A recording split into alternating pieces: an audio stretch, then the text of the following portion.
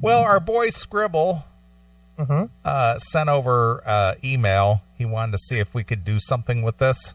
All right. And this will probably wrap up the show for us. All right. He writes, "Hey, boys, just thought I'd submit these 2 Larry the Cable Guy tracks.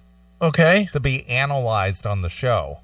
All right. Being that it's Christmas season, I'm already starting to see these liberal homos protesting Christmas on the news, especially here in Southern California. Oh, I'll bet. Thought you guys would really enjoy these. Heard them and thought of Neeley immediately. Hope you guys can get to it. Hail and kill. Skribbal." All right, Scribs. Well, so I have not listened to these, so I don't know what we're going to hear. All right. But we'll see if there's anything worthwhile to analyze here. Let's see what we got. All right, this one is first called "Pissed Off Christmas Poem." All right. So here we go. Appealing to the lowest common denominator in comedy. It's the Larry the Cable Guy. I see. Here we go. Hey, here's a Christmas poem I want to do. I wrote this poem one night after being all pissed off at the news because they're so daggone political correct at Christmas time, it irritates me. Is he really going for that really, really, really Southern? I mean, I know he talks that way, but it seems like he's putting it on a little extra. I was thinking the same thing. It's like a guy from Kentucky trying to do a Kentucky accent. Exactly. It's really over the top. All right. 'Twas the night before Christmas when all through the house not a creature was stirring, 'cause the political correctors done made everybody have a holiday party and took the frickin' fun out of everything. And there's a lot of truth to that. Yep, exactly. All right. me in my camo undershorts and Mom in her Quigley Down Under Tom Selleck t-shirt caroled to ourselves in our living room 'cause we was afraid some anti-Jesus moron might hear us singing Joy to the World the Lord Has Come and might get the ACLU to sue us 'cause we singing about Jesus, and that's just as bad as rape and murder in this dadgum country. Well, I think we've pointed that out. Yeah, no kidding. You can kill people on your video games, but don't you dare say faggot. That's right. Don't say the words. Nope. Went out on the window. I heard such a clatter that I called 911 because ever since they made me get a gun lock from a pistol, I can't shoot the frickin' thing. It had been robbed 6 times by some scumbag that was just let out of jail for good behavior.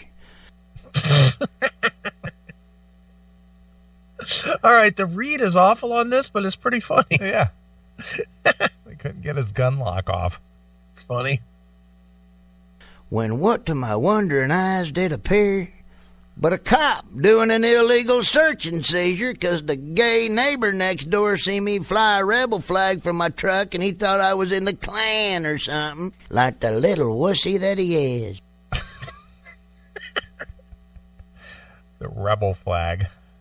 What I like most about this, I think, is that this is recent. Yeah. It has to be recent.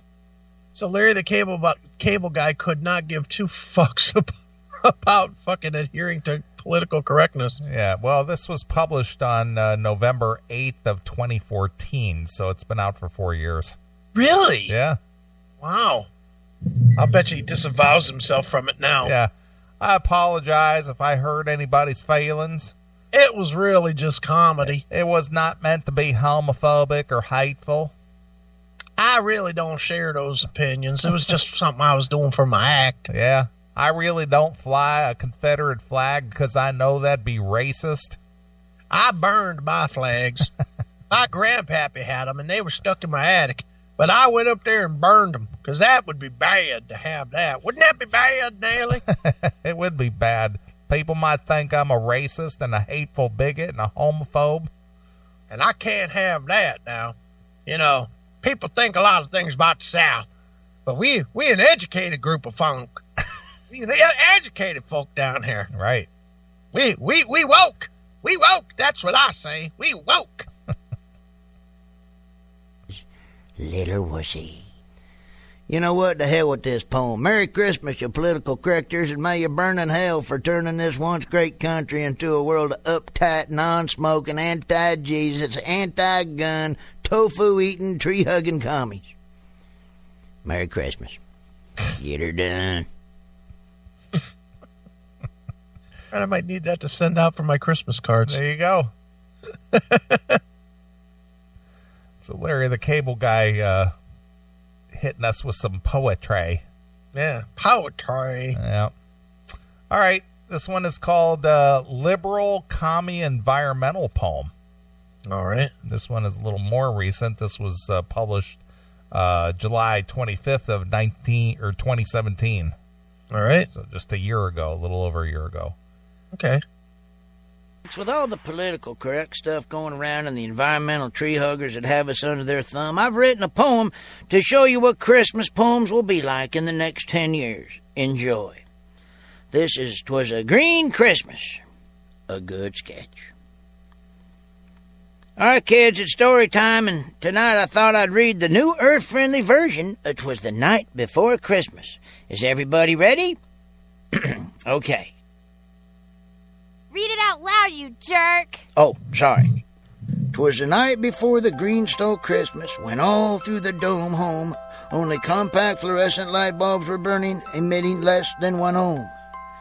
The stockings was hung by the clean burning chimney with care, in hopes that a non-discretionary religious figure who distributes gifts on said holiday would soon be there.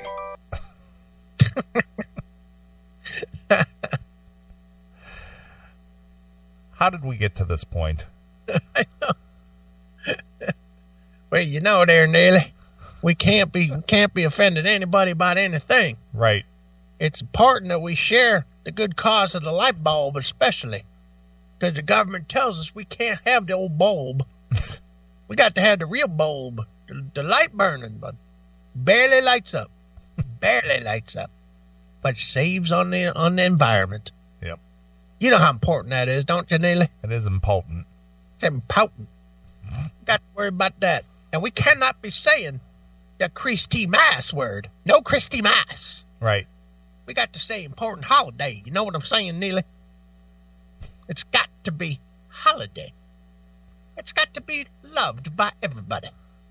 It cannot be Christy Mass. Yeah. Not anymore. It's winter solstice. Winter. No. Neeley. Solstice sounds like a religious word. We don't promote religion except for Allah. If you want to say Allah Akbar, that would be okay. All right. The children were nestled in their eco-friendly beds, made of wood from well-managed forests and paint with no lead. And Ma in her hemp kerchief, and I in my soy cap, had just settled our brains for a long winter's nap. When out on the phosphorus-free fertilized lawn there arose such a clatter, I sprang from my bed to see what was the matter. Away to the energy-efficient window I flew like a flash, tore open the vinyl, cost-cutting shutters, which save lots of cash. The moon on the breast of the global warm snow gave the luster of midday to objects below, when what to my wondering eyes should appear but a hybrid sleigh powered by 8 tiny reindeer. With a little old driver so lively and quick, I knew in a moment it must be St. Nick. More rapid than a melting ice cap, his courses they came, and he whistled and shouted and called them by name. Organic, recycle, reuse, wind-powered, on yoga, on herbal, on veggie, on Howard. Jeez. What about Shaniqua? Right. Let's see you try rhyming biodegradable. To the top of the porch, to the top of the wall. Now dash away, dash away, dash away all. And then in a twinkling I heard on my solar-paneled roof the prancing and pawing of each little hoof. As I drew in my head and was turning around, down the chimney St. Kringle came with a bound. He was dressed in faux fur from his head to his foot, and his earth-natural fibers were all tarnished with soot. A bundle of non-toxic toys he had flung on his back, and he looked like a peddler just opening his sack. His eyes, how they twinkled, his dimples, how merry. His cheeks were like roses, his nose like pesticide-free cherries. His droll little mouth was drawn up like a bow, and the beard of his chin was as white as Kate Moss's blow. Kate Moss's blow? Kate Moss's blow. No, that's funny. I was say this one's not going anywhere, but that line was funny. Yep. Spoke not a word, but went straight to his work, and filled all the stockings, then turned with a jerk, and laying his finger aside of his nose, and giving a nod, up the chimney he rose. He sprang to his hybrid, to his team gave a whistle, and away they all flew like the down of a thistle. But I heard him exclaim as he drove out of sight, "Green Christmas to all, and to all a good night." All right, there you go.